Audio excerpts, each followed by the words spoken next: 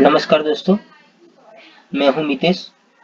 एक बार फिर से आपके समक्ष एनटीए यूजीसी नेट पेपर 1 का यूनिट 1 शिक्षण अभिवृत्ति टीचिंग एप्टीट्यूड के रिलेटेड कुछ इंपॉर्टेंट क्वेश्चंस लेकर के आया हूं। शुरू करते हैं आज के क्वेश्चन। पहला क्वेश्चन है, शिक्षण की प्रकृति कैसी होती है? शिक्षण की प्रकृति कैसी होती है? उद्देश्यपूर्ण, उपचारात्मक, विकासात्मक या उपरोक्त सभी? इसका सही उत्तर क्या रहेगा? डी, उपरोक्त सभी। उद्देश्यपूर्ण, उपचारात्मक और विकासात्मक शिक्षण की प्रकृति होती है। नेक्स्ट क्वेश्चन, गेज महोदय के अनुसार शिक्षण की मनोवैज्ञानिक शक्तियां क्या है? गेज महोदय के अनुसार शिक्षण की मनोवैज्ञानिक शक्तियां क्या है?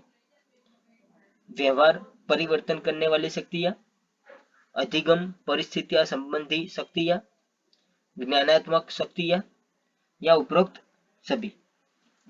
इसका सही उत्तर क्या रहेगा? इसका सही उत्तर रहेगा डी, उपरोक्त सभी।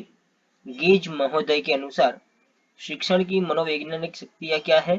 तो व्यवहार परिवर्तन करने वाली शक्तियां, अधिगम परिस्थितियां संबंधी शक्तियां और ज्ञानात्मक शक्तियां। नेक्स्ट क्वेश्चन, निम्न में से कौन भावात्मक ज्ञान क्षेत्र के स्तर है? निम्न में से कौन भावात्मक ज्ञान क्षेत्र के स्तर है? आकलन, आग्रहण या निरूपण? इन तीनों में से क्या रहेगा? केवल एक और दो, दोनों, दो या तीन, या तीनों के तीनों? इसका सही उत्तर क्या रहेगा? डी, ये सभी। आकलन, आग्रहण और निरूपण। नेक्स्ट क्वेश्चन, मनोसंचालित ज्ञान के क्षेत्र के माफ कीजिए मनोसंचालित ज्ञान के क्षेत्र के स्तर के संदर्भ में दिए कथनों पर विचार कीजिए। इसकी पहला कथन है, हस्त कौशल से शिक्षार्थी में आत्मविश्वास को बढ़ावा मिलता है। प्रतिरूपता से शिक्षार्थी के कौशल को उसी रूप में अपनाने का प्रयास किया जाता है। या स्पष्ट अभिव्यक्ति सतत अभ्यास पर निर्भर करती है। उपरोक्त कथनों में से कौन सा कथन सही है? एक बार फिर से रिपीट करते हैं। पहला कथन है, हस्त कौशल से शिक्षार्थी में आत्मविश्वास को बढ़ावा मिलता है। प्रतिरूपता से शिक्षार्थी के कौशल को उसी रूप में अपनाने का प्रयास किया जाता है। या स्पष्ट अभिव्यक्ति सतत अभ्यास पर निर्भर करती है। इसका ऑप्शन दिए हैं केवल एक, दो या तीन, एक और तीन, या ये सभी। क्वेश्चन है, मनोसंचालित ज्ञान के क्षेत्र के स्तर के संदर्भ में दिए कथनों पर विचार कीजिए। तो इसका सही उत्तर रहेगा डी, मतलब ये सभी। थोड़ा टाइपिंग मिस्टेक है यहाँ पे।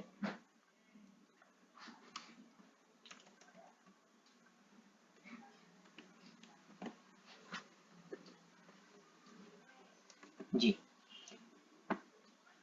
इसका सही उत्तर आएगा डी, तीनों के तीनों कथन सही है। नेक्स्ट क्वेश्चन, शिक्षण कार्य में प्रकृतिकरण का क्या निहितार्थ होता है? शिक्षण कार्य में प्रकृतिकरण का क्या निहितार्थ होता है? ऑप्शन है, शिक्षण के अनुरूप कौशल को आत्मसात करना, शिक्षण कार्य को संशोधित करना, तीसरा ऑप्शन है ए और बी दोनों, और उपरोक्त में से कोई नहीं। शिक्षण कार्य में प्रकृतिकरण का क्या निहितार्थ होता है? इसका सही उत्तर क्या रहेगा? इसका सही उत्तर है सी, ए और बी दोनों। शिक्षण के अनुरूप कौशल को आत्मसात करना, शिक्षण कार्य को संशोधित करना ये दोनों मतलब सी अपना सही आंसर रहेगा। नेक्स्ट क्वेश्चन देखते हैं। निम्नलिखित कथनों पर विचार कीजिए। पहला कथन है, स्मृति स्तर पर कक्षा का वातावरण निष्क्रिय नहीं होता है। बोध स्तर पर कक्षा का वातावरण आलोचनात्मक होता है। ये दो कथन दिए हैं, इसमें से कौन सा सही है ये बताना है। केवल एक, केवल दो, केवल एक और दो, और न तो एक और नहीं दो। इसका सही उत्तर क्या रहेगा? सही उत्तर रहेगा इसका सी, दोनों के दोनों कथन सही है। सी अपना आंसर रहेगा। नेक्स्ट क्वेश्चन, निम्नलिखित कथनों पर विचार कीजिए। बोध स्तर पर पाठ्य वस्तु व्याख्यात्मक होता है। चिंतन स्तर पर पाठ्य वस्तु तथ्यात्मक होता है। बोध स्तर पर पाठ्य वस्तु व्याख्यात्मक होता है। चिंतन स्तर पर पाठ्य वस्तु तथ्यात्मक होता है। इसका जवाब क्या रहेगा? इसका जवाब रहेगा ए, पहला जो कथन है वो है सही। बोध स्तर पर पाठ्य वस्तु व्याख्यात्मक होता है, चिंतन स्तर पर पाठ्य वस्तु तथ्यात्मक होता है, ये कथन गलत है। नेक्स्ट क्वेश्चन,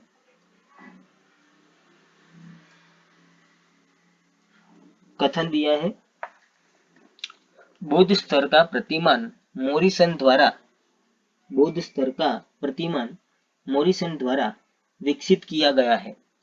कारण, बोध स्तर पर निबंधनात्मक तथा वस्तुनिष्ठ दोनों प्रकार की प्रणाली का अनुसरण किया जाता है। कथन है, बोध स्तर का प्रतिमान मोरिसन द्वारा विकसित किया गया है। कारण दिया है, बोध स्तर पर निबंधनात्मक तथा वस्तुनिष्ठ दोनों प्रकार की प्रणाली का अनुसरण किया जाता है। कूट दिए हैं, ए और दोनों सत्य है, ए और आर दोनों असत्य है, ए सत्य है परंतु आर असत्य है, और डी, ए सत्य है परंतु आर सत्य है।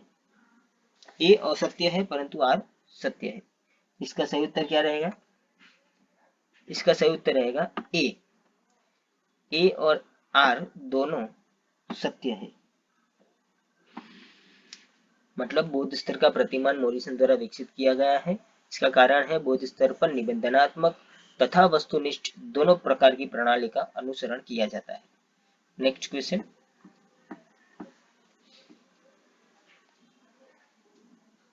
स्मृति स्तर के शिक्षण को अधिक बेहतर बनाने के लिए निम्नलिखित सुझाव दिए जा सकते हैं। पाठ्य वस्तु को क्रमबद्ध तरीके से प्रस्तुत किया जाए, अभ्यास के लिए ज्यादा समय दिया जाए, थकान के समय शिक्षण न किया जाए। उपरोक्त कथनों में से कौन सा कथन सही है या नहीं, ये बताना है। तो इसका एकदम इजी आंसर है। पहला तो पाठ्य वस्तु को क्रमबद्ध तरीके से प्रस्तुत किया जाना चाहिए, अभ्यास के लिए ज्यादा समय दिया जाए, थकान के समय शिक्षण न किया जाए। तो इसका आंसर क्या रहेगा? एकदम सही है, ये एकदम सरल भी है। इसका आंसर रहेगा ये सभी, मतलब ये तीनों के तीनों कथन सत्य है। नेक्स्ट क्वेश्चन, और आज का अंतिम क्वेश्चन, स्मृति स्तर के शिक्षण का उद्देश्य नहीं, स्मृति स्तर के शिक्षण का उद्देश्य नहीं, मानसिक पक्षों का प्रशिक्षण, तथ्यों का ज्ञान प्रदान करना, सीखे हुए तथ्यों को याद रखना, या प्रस्तुतिकरण। एक बार फिर से क्वेश्चन देखते हैं। स्मृति स्तर के शिक्षण का उद्देश्य नहीं, मानसिक पक्षों का प्रशिक्षण, तथ्यों का ज्ञान प्रदान करना, सीखे हुए तथ्यों को याद रखना, या प्रस्तुतिकरण। तो इसका सही उत्तर क्या रहेगा? प्रस्तुतिकरण। आज का यहाँ सेशन समाप्त होता है। Thank you, best of luck.